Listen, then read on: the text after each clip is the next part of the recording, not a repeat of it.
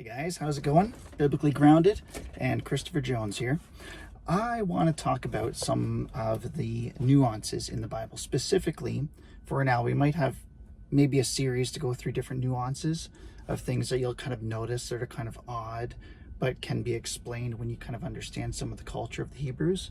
And we'll start off with some very simple things, with like how the order of births sometimes, like with Noah, it always says Shem, Ham, and Japheth, but they weren't actually born in that order, and I'll explain why.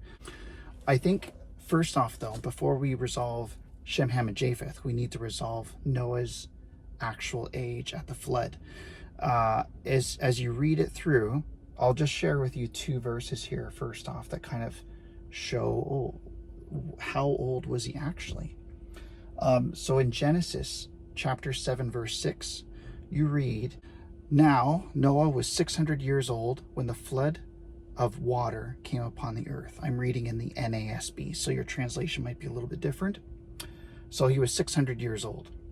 Now, if we jump down to Genesis 7 verse 11, only 5 verses later, and it said, "In the 600th year of Noah's life, in the second month, on the 17th day of the month, on the same day, all the fountains of the great deep burst open, and the floodgates of the sky were opened." So first we have verse 6 saying Noah was 600 years old when the flood of water came upon the earth. I guess you can get into like translation of what exactly that means, but I'm going to suggest that it's actually talking about what it says. Then verse 11, in the 600th year, meaning that he was 599. And skip through all the days and the months, all the fountains of the great deep burst open, and the floodgates of the sky were opened. And again, some would suggest that the flood of water is different than the floodgates of the sky. I would say there's no difference really, but how do you resolve this? Verse 6 says he was 600 years old. Verse 11 says he was essentially 599. What I would suggest, before we get to that, one more verse. In chapter 8, there is chapter 8, verse 13, and this is after the next year has already fallen. So it says, "Now it came in the 601st year, in the first month, in the first of the month, the water was dried up from the earth." So that's when all the water was dry. There's multiple different stages of dry, but we won't get into that. Essentially, this is the following year, the first day of the first month in his 601st year. So with that, how do you resolve this? Meaning one is saying he's 599 and then he turns 600. The other one is saying he's 600 years old at the beginning of the flood. I would suggest that verse 6 of chapter 7 is, it may be possibly a couple above or below, I haven't fully decided, but verse 6 at least is like a heading or like a summary of what's going to be happening. You actually see that sort of pattern oftentimes through the scriptures. And that's kind of one of the nuances that you'll start noticing when things seem to contradict. It's actually, you need to more understand the culture of how they would write. So really this is like, it kind of gives you a summary of the event, and then it talks about the event in greater detail below. If I could venture to say, I think that sort of example is shown in Genesis chapter 1, verse 1. "In the beginning, God created the heavens and the earth." And heavens and the earth is known as a Hebraic idiom, meaning all the cosmos, including all the inhabitants, everything that we know and feel, just everything that's not God, essentially not of the spiritual realm. So, and then verse 2, it goes into detail. Even then, once you get to chapter 2, starting at verse 5 or 6, whatever it is, after the 7th day, it gets even more detail into day 6. But again, that's debated. That's how I see it. That's how I resolve the apparent creation issues or contradictions. It's really not a contradiction. It's just understanding how they wrote and understood things in their logic worked. So we see that here. So I would suggest, verse 6 is a summary, meaning essentially the whole event and it summarizes, it says, because the event ended, the flood event ended in Noah, when Noah was 600 years old. So it puts that as his age for when the flood came, because that was like the conclusion of it. Some debate the Hebrew doesn't exactly suggest that. It doesn't necessarily, like when it says, it's more so saying after, what is it, when the flood kind of began, it kind of suggests that, or at the beginning of. But every other example of a Hebrew word where it says came upon the earth, that Hebrew, it always talks about a specific one-time moment event. So we don't really have a biblical example of that word being like a long-term event where it might compare like the person's age with the very end of the event. So with this, having no other understanding of anything outside the Bible, I would suggest that this is talking about the end of the flood. So then that kind of resolves the issue of verse 11, chapter 7, in the 600th year of Noah's life.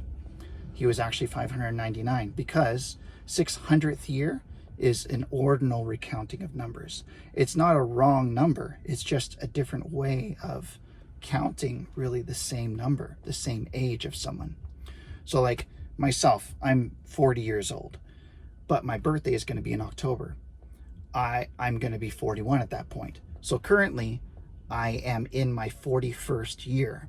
Once I complete that, then I will be a whole 41 years. Kind of understand? Or when a baby is newly born, 9 months old, they're in their first year.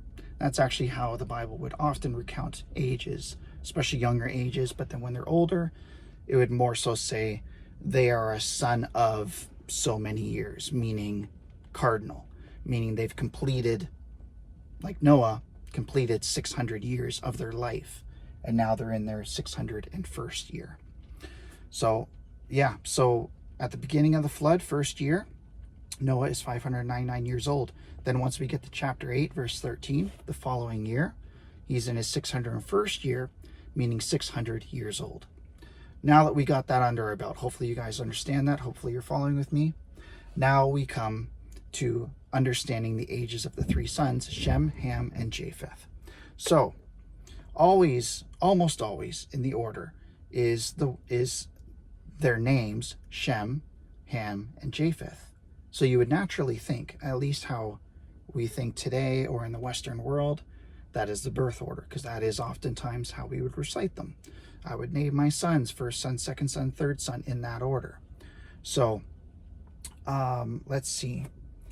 So we have multiple times where it gives you that order of names. And I made a list of them here. Genesis 5, verse 32, Shem, Ham, and Japheth. Genesis 6, verse 10, Shem, Ham, and Japheth. Genesis 7, verse 13, Shem, Ham, and Japheth. Genesis 9:23, Genesis 10, verse 1, and 1 Chronicles 1, verse 4. So we have 6 examples of all 3 of those brothers being mentioned in the same order. Like, that seems, some people would say that's pretty conclusive. Like, that would seem like it's trying to tell you something. However, there are verses that speak on their ages. So there is the first verse I want to come to, Genesis 10, verse 21. So Genesis 10, let's turn to that. 10, verse 21. It says, also to Shem, the father of all the children of Eber, and the older or younger, whichever translations change on this. My translation, NASB, says, and the older brother of Japheth, children were born. So there it sounds like Shem was the oldest one. But if we change translations, let's read King James here. Unto Shem also, the father of all the children of Eber, the brother of Japheth, the elder. Even to him were children born. Let's go to NIV. So that kind of sounds like it might be different. Maybe Japheth is the older one. Whose older brother was Japheth. This is in NIV. Whose older brother was Japheth. So it doesn't sound like there is really, for translations, there's a consensus. The Hebrew is just a little confusing there of exactly how they're trying to communicate.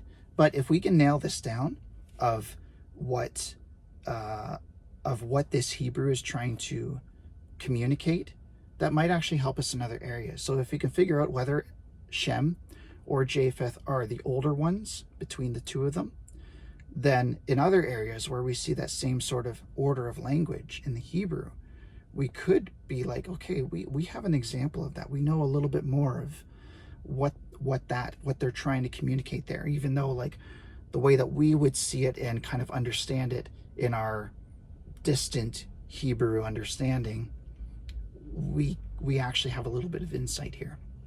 So we got that. So first, kind of get that in your head. We're not sure exactly which one's older. Now, there's Genesis chapter 11, verse 10. Genesis 11:10. Let's see, 11:10. These are the records of generations of Shem. Shem was 100 years old and became the father of Arphaxad 2 years after the flood. 2 years. Okay, so what did we establish how old Noah was at the end of the flood? He was 600 years old. Now, this wording, again, I looked into this in the Hebrew, after the flood, that's a literal, like, when it ends. It's the event is complete. At that point, 2 years after that. So we know that then, how old would Noah be 2 years after the event? He would be 602 years old. So that would mean, and he's 100 years old. How old would Noah be when Shem was born? 502. So what? 602 minus 100, 502. So right there, okay, I guess he could still be older to Japheth. Maybe the order was Ham, Shem, and Japheth. But we don't know. Maybe even Japheth was first, and then Shem, and then Ham. Maybe even Ham was in between there. All we know now is that Shem was born when Noah was 502, so he was not the firstborn. Now, we go to the next verse. Next verse is, we're going to backtrack here, chapter 9, verse 24. 9, verse 24. When Noah awoke from his wine, this is after he got drunk and everything, the thing with Ham happened, he knew what his youngest son had done to him. And who is this person that has done something to him? If we read earlier, it was Ham. It says in verse 22, Ham, the father of Canaan, saw the nakedness of his father and told his two brothers outside. And then verse 23, but Shem and Japheth, so we know it was Ham. Shem and Japheth took a garment and laid it upon both their shoulders and walked backward and covered the nakedness of their father. And their faces were turned away so that they did not see their father's nakedness. Then again, verse 24, when Noah awoke from his wine, he knew what his youngest son had done to him. Singular, youngest son. So we know this is Ham. So now we've established Ham is the youngest. So who's left? The only one left would be Japheth. That means Japheth is the oldest. That resolves Genesis 10:21, where we're not sure which one was older. Now we know Japheth was the elder. So like in our translation of the NIV, I think it was the NIV, whose older brother was Japheth. That's NIV. So Shem, we have Shem. Sons were also born to Shem, whose older brother was Japheth. Shem was the ancestor of all the sons of Eber. So we know now NIV has translated that correctly. I'm not currently aware of, I'm not familiar with what other translations translate that correctly, but at least there are some. So it goes in the birth order: Japheth, then Shem, then Ham. We know that Japheth was born when Noah was 500 years old, because that's when he became a father in, what was it, Genesis chapter 5, verse, last chapter, 5 verse 32. Then Shem was born when Noah was 502. Then Ham, sometime after that, 503, maybe later. All that we really know for his age is that he was probably older than age 20 at the time of the flood, because he was married, give or take, age 20. And most likely Noah's wife was not his mother. Just because she wasn't called his mother, is called Noah's wife. Semantics, really, for that. We don't know for sure, but that's what we can gather to be a most likely scenario. So then the question comes, why are they born? Why are they named in the order of Shem, Ham, and Japheth if that is not their birth order? I would suggest, which is also a fairly common thing to see throughout the scriptures, is that the order of mentioning is the order of importance. Now, for those who believe that Moses wrote Genesis, which I do, I don't believe in the documentary hypothesis. You might want to look into that, where it says multiple different authors, not Moses, wrote Genesis all the way through to Deuteronomy. If Moses wrote this, and like how many hundreds of years after Shem, Ham, and Japheth is the time of Moses? Probably over 1,000 years. So what are the generations? What's going on at that time when Moses wrote it? He wrote it in the desert, in the wilderness. Not desert, actually, wilderness. It was actually probably quite fertile. Otherwise, they wouldn't have been able to survive. And after Mount Sinai, we know that he wrote it at the very least. So what is the motivation for him to write it in that order, in the order of Shem, Ham, and Japheth, rather than Japheth, Shem, and Ham? Well, think about it. So Shem, Moses himself, is of the line of Shem. And we know also after Moses and eventually down the line to the New Testament, Jesus is of that line. He's not of the line of Ham. He's not of the line of Japheth. He's of the line of Shem. But Moses wouldn't necessarily know that per se, because that's a later event. But there were prophecies all throughout the scriptures, including the Torah, that would make them aware that Shem was the line of their Messiah, of their Savior, of their Christ. So the reason, and plus all of the Israelites, including Abraham, Father Abraham, he was a Shemite. So all of that line, all the people that existed in or around Moses and his audience, they were all Shemites. So he put them as number one because they were the most important of the three. It's not a thing of arrogance. It's just the people you're talking to, that person, that one person, Shem, between Japheth and Ham, was the most important. So just makes total sense for that. And then Japheth would be put last because you do hear just a little bit of him, but not very much. So what's with Ham? Ham, if you might notice throughout multiple different areas, it talks about Ham, the descendants of Egypt, Canaan, Haran, and like a whole bunch of other places. I can't think of any at the moment, like down in Arabia, stuff like that. Just the whole place, whole surrounding area was mainly all Hamites or Canaanites. Egypt was actually of Mizraim, which was the son of Put, which was the son of, I guess, Ham. I forget the exact hierarchy of people, of birth order. Anyway, Mizraim actually means Egypt. So Egypt is a mistranslation from just a little interesting tidbit there. So I would suggest, which is evident throughout the rest of the Bible as well, that the birth or not the listed order is not the birth order, it's the order of importance. And the birth order is something different. Sometimes they could be the same, sometimes not. So when you start realizing these kind of things and you start seeing patterns throughout the scriptures, you'll start noticing it everywhere. Like what I was saying about Genesis chapter 1, I should specify that, chapter 1 and chapter 2.